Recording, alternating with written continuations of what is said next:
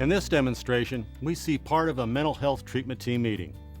For the purposes of this demonstration, we will only show discussions of clients in supported employment services.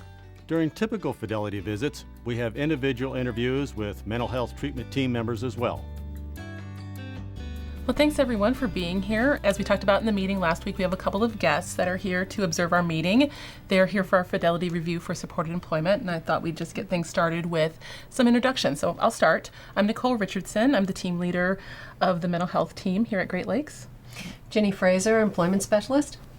Jeff Wise, mental health case manager. Hello, Deborah Howard Fry, also a case manager. Hi, Rochelle, case manager. I'm Ann, I'm the nurse on the team. Hi, and I'm Sandy Reese, and I'll be here observing you today. Hope you don't mind if I take a few notes. And I'm Sandy's colleague, Galen Smith. Thank you guys for letting us spend some time in your team meeting. Sure. Welcome for being here. Okay, well, let's get started. Jeff, why don't you tell us what's been going on with Carl? All right. Well, you know, Carl tends to stay in his apartment almost all the time. Really hard to get out, out to social activities or to the agency for anything. But today he said he's interested in work. Oh, wow. Great. So I got a little excited about that, and because we've been tossing around ideas about work for a few weeks. He said he's struggling with his time, free time, what to do with it, and I see a lot of potential in Carl. So I brought out the supported employment brochure, and we went over it. He said he's interested in the program. He's a little anxious though about It's typical. taking the next step, but he says he wants to do that. So, Jenny, I thought maybe we could arrange for an appointment for me to introduce him to you. Sure. You know, we've been talking about Carl for a couple of weeks, so I'm anxious to get going and starting to work with him. So whenever the three of us can get together, that'd be fine. Well, I see him again Friday at 3 p.m., and I want to make sure I call and ask Carl if it's all right for you to come along. Well, I'll just leave that time open, and you just let me know if he's okay with me meeting him. And I hope he does. I do too. I'll call Carl and get back to you. Okay.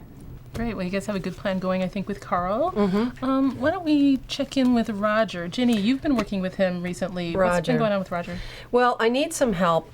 We were doing his vocational profile, and we were talking about the kind of jobs he wanted and hours and transportation, and he came across really adamant about not wanting to use the subway. And of course that's going to be a problem because the subways are so much more available in this city. I mean, he's okay with the bus, and so we'll go with that, but he wouldn't get into why, and so I just needed some help to kind of understand that. Well, I don't know if Roger's told you this, but he actually does have some pretty severe panic attacks, and it tends to get worse when he's in a closed-off space and he can't see an exit in case something would happen.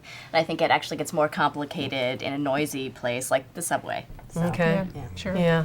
So that puts it in perspective for me because he was talking about as far as preferences that he wanted a job outside. He said he would be inside if it was a large building that was not too noisy. So now that I know that kind of gives me some direction on the job hunt. But you know, Rochelle, if you're working on anything that helps him manage that anxiety, if there's anything you can tell me so that I can reinforce it at my end, that would probably help Roger. Well, let me think about it, and then maybe we can talk later. Oh, sure. Not a problem. Okay. All right. Let me review his medications. Up to this point, Roger's just kind of handled his anxiety by avoiding the situations. Now that he's looking for work, it seems like we need another strategy. It may be time to add an anti-anxiety agent. So let's get him in with the doctor this week and see what we can do. Okay. Well, you guys, I got to tell you about Patty. I feel really bad about this. Her employer called yesterday, and he just said she's been off work sick for too long. It's his busy season, and he just can't hold her job anymore. So Patty's lost her job. Are you serious, Jenny? Yeah, I know. Oh my goodness. I know she's going to be terribly disappointed. And I was afraid that something like this was going to happen. But, I will be visiting with her tomorrow. We'll talk about this. You'll talk to her about it then? I will talk to her about this. And I will talk to her about using this as an opportunity to focus on her treatment. She doesn't have to worry about being stressed about looking for another job. that when she feels as though she has her symptoms in control, then we'll start talking about other employment opportunities. All right. We may even want to talk to her former employer. Oh, I can do that. Yeah, about, her returning, because they did like her. She was a very good employee. Very much so. We may want to look at that as an opportunity as well. I think that's a good idea at this point. I mean, she loved the job, she loved the work, but she's really struggling right now. So give her some time, let her get her symptoms under control, and then, then jump back into the job search. That's good. Okay, so I'll wait to hear from you when you think Patty's symptoms have improved and you think she's ready to start looking for work again. Thanks, Jenny. I really appreciate it. It's really cool to see everybody working together to help our clients get jobs. It's great. Do you folks have any questions for us before we wrap things up here? Thanks, Nicole. I have just one question for your team. How do you decide which clients to refer to your supported employment program? Well, I usually like to ask at the annual treatment plan review. I'll see if they're interested in joining our employment program and having someone help them get a job they'd be interested in. And if at that point they say no or I'm not sure, then I'll usually bring it up again the next year at the next treatment plan review. So. And I usually bring up work from time to time with the clients when I meet with them. Usually when they say they're feeling lonely or they're out of money or they're bored. Right. So I try to focus on short-term conversations just now and then. I keep supported employment brochures in my office. That's good. I've had some good response about the rapid job search. And then the other area is the benefits counseling, Makes That's a which big one. helps them, decide what type of job is best suited for them. Jeff, that's great. I really like the way you take an opportunity to talk about work. I think that that's a big part of the recovery process. Yeah.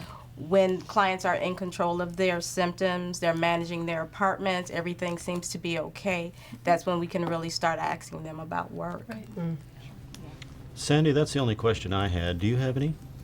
No, I don't think so. I think you covered it all. Thank you very much. Thank you for coming. Thanks, guys.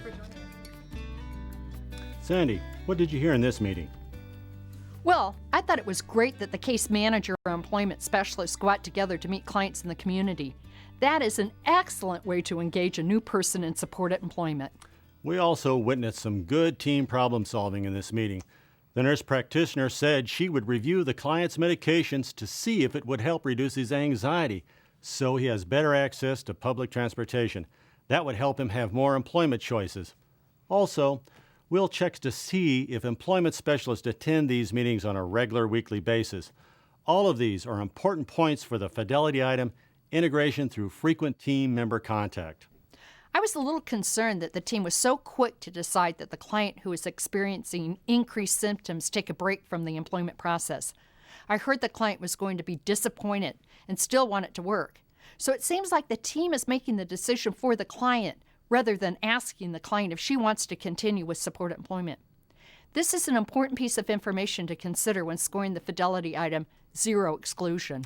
Some case managers are asking clients about their interest in work frequently, and one case manager is only bringing up the topic of employment once a year, while another case manager is only discussing work after she feels the client's symptoms and housing are stable.